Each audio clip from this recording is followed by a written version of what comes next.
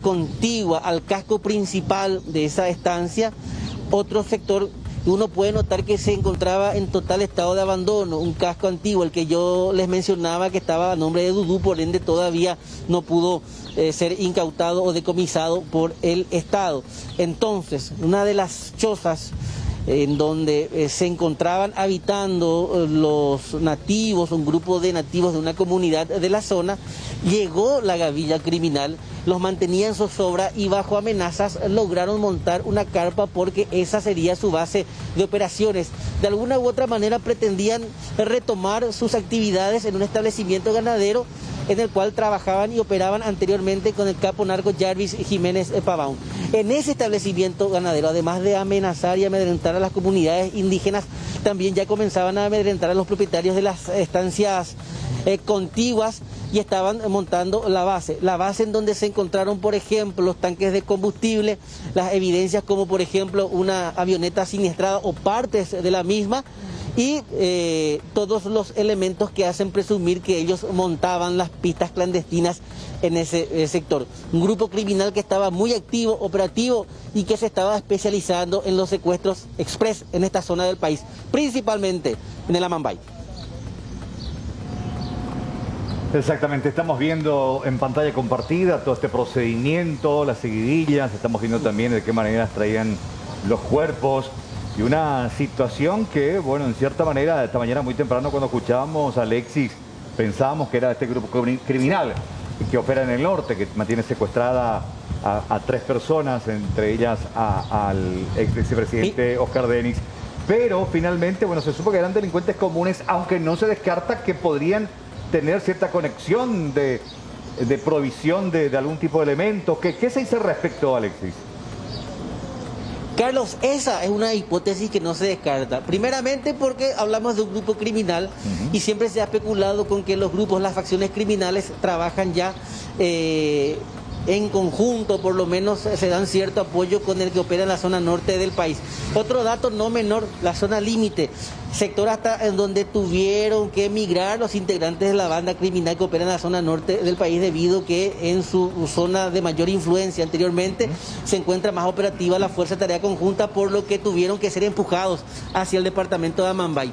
Más específicamente es la misma zona en donde y teniendo en cuenta la dirección de la ruta hacia Pedro Juan Caballero, cruce Zapucay izquierda, estancia La Tranquerita, cruce Zapucay la derecha, zona del cerro en donde fueron abatidas las niñas integrantes del EPP, o por lo menos las hijas de los principales referentes de este grupo criminal. Estamos hablando de una zona de influencia, o por lo menos en la cual han tenido mayor participación, por ende no podemos descartar muy cercana la estancia de Jarvis Jiménez Pavón al sitio en donde ya se produjeron varios enfrentamientos con el EPP. Bueno, y estos operativos que continúan, tengo entendido, Alexis. Se estaba buscando a otros integrantes por las zonas boscosas, tal cual como ocurre también en los operativos. Destacar que en este caso en específico no hubo participación o solo hubo una cooperación de la Fuerza de Tarea Conjunta en cuanto a la logística, los helicópteros y algunos personales. Sin embargo, es un trabajo encabezado por antisecuestros de la Policía Nacional, Crimen Organizado, y así también la Fiscalía Antisecuestros. Exactamente, sí, porque se habló con insistencia sobre esa presunta vinculación y muchos dicen también, el EPP es el que maneja, el que regula los hechos delictivos en esa zona, por ende debe de conocer y saber cuáles son los grupos criminales que operan con cierta bendición de este grupo, y por qué no recurrir también a ellos cuando precisen de meter o incursionar o solicitar logística, exactamente, o algún tipo de asistencia.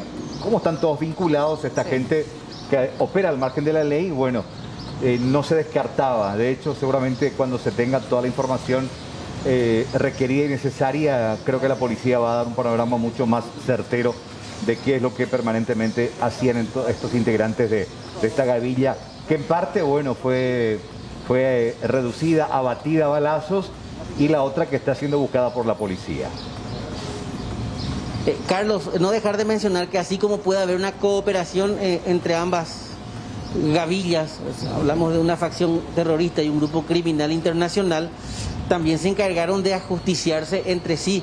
en base a esto que ocurría, por ejemplo, a mediados de este año, cuando eran encontrados los cuerpos en vida de los integrantes del grupo criminal. En principio se habría creído que eran los propios integrantes de la Fuerza de Tarea Conjunta que los había justiciado, pero las investigaciones determinaron que posiblemente grupos o facciones criminales terminaron ajusticiando a estos dos integrantes del EPP. Zona de Lorito Picada, menciono esto porque no está muy alejada del sector en donde se produce este enfrentamiento y es lo que nos hace presumir la hipótesis de que puedan estar en contubernio. Claro, Sí, totalmente, están en las inmediaciones prácticamente. totalmente. Y aparte en esa zona de Concepción, Angie, y departamento de Mumbai, hay tres facciones que se destacan, o tres grupos criminales fuertes que operan en esa parte de la República. El principal, el que mantiene en zozobra al país, es el EPP, este grupo criminal de secuestradores y asesinos, por un lado, principal.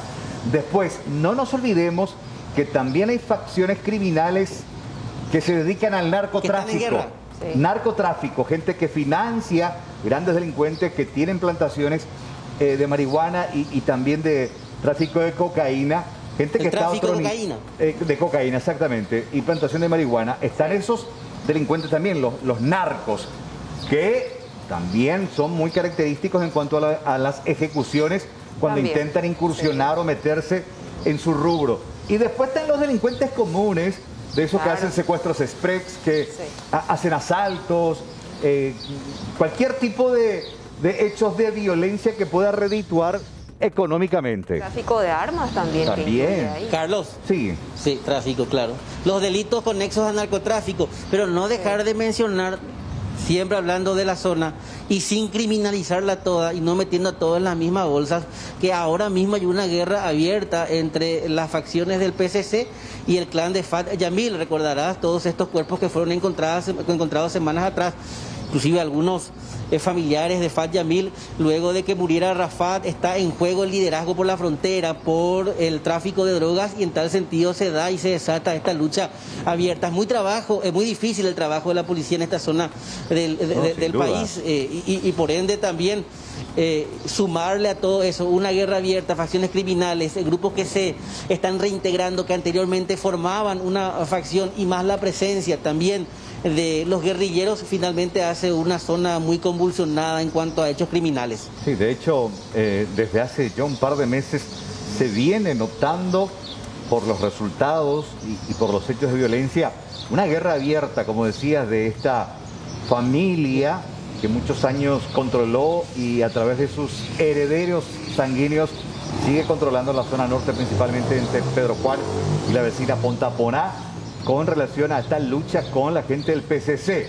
Esto allá, y después no te olvides, en las cárceles la lucha del PCC con Rotela.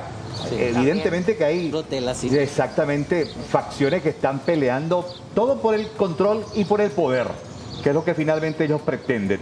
El control del tráfico de armas, tráfico de drogas, marihuana, cocaína, y el control de ese negocio, y por supuesto también todo lo que conlleva consigo, el control, el poder que eso trae consigo también. Totalmente, y por sobre todo el dinero sucio a costillas y a costas de la muerte de compatriotas, muchos de ellos inclusive inocentes. Así mismo. Exactamente. Alexis, vi que estabas observando cómo arriba, mirando, parece que va a llover. Y mira, parece que el temporal azota todo el país. Terraza Sí. de la República del Paraguay, se viene un temporal, truenos, relámpagos nos vaticinan que aparentemente se viene con todo también acá en la zona norte del país, más específicamente en la ciudad de Pedro Juan Caballero. A lo largo de nuestro camino pudimos cruzar varios sectores en donde la lluvia era intensa. De hecho, por ejemplo, amanecíamos en la ciudad de Santa Rosa. Una copiosa lluvia caracterizaba el amanecer de esa ciudad. A lo largo de nuestro tramo por Azoteú, Villaú y ya la zona de Zapucay también una llovizna. Los tramos muy difíciles porque quedaron mojados, son accesos de tierra. Y bueno, el dificultoso trabajo, pero finalmente lo atravesamos y llegamos hasta la zona de cobertura. Vamos a estar muy pendientes de todo lo que acontezca en esa zona. No me quiero olvidar ahora A nada las más. 4 de la tarde, Sí. Sí. la conferencia de prensa del Fino, antisecuestros de la Fiscalía, también ya comisario Nimio Cardoso, van a presentar todas las evidencias, la identificación de los cuerpos, también la identificación ya corroborada de quienes permanecen detenidos, si es que se liberará alguno, porque me parece que podrían haber chicos que estaban o se encontraban ocasionalmente o fueron recientemente captados también por esta gavilla, así que más detalles. Delfino no nos quiso adelantar absolutamente nada en la entrevista reciente, entonces a aguardar la conferencia de prensa entre las 4 y las 5 de la tarde. Exactamente, y no me quería olvidar de estos dos últimos episodios, hablando nada más del tema de la ola de violencia en esa zona de la República, preocupante desde hace mucho tiempo, y un Estado que lamentablemente nunca terminó de marcar su presencia con los órganos de seguridad. Me refiero a los dos últimos importantes atentados fatídicos. Un ex intendente de Itanará, conocerás la zona muy conocida por el tema de plantación de marihuana, ex intendente, y un ex agente de la Senat acribillado ahí en las calles de Pedro Juan Caballero, que se suma nada más, y esto hace no más de una semana, a esta ola de violencia en la zona norte. Prácticamente hechos que de alguna u otra manera están conectados entre sí, Carlos. Dale un abrazo, Alexis. Cuídense. Hasta la próxima. Dale. Gracias, Alexis. Excelente trabajo, como siempre. Bueno, 13 horas con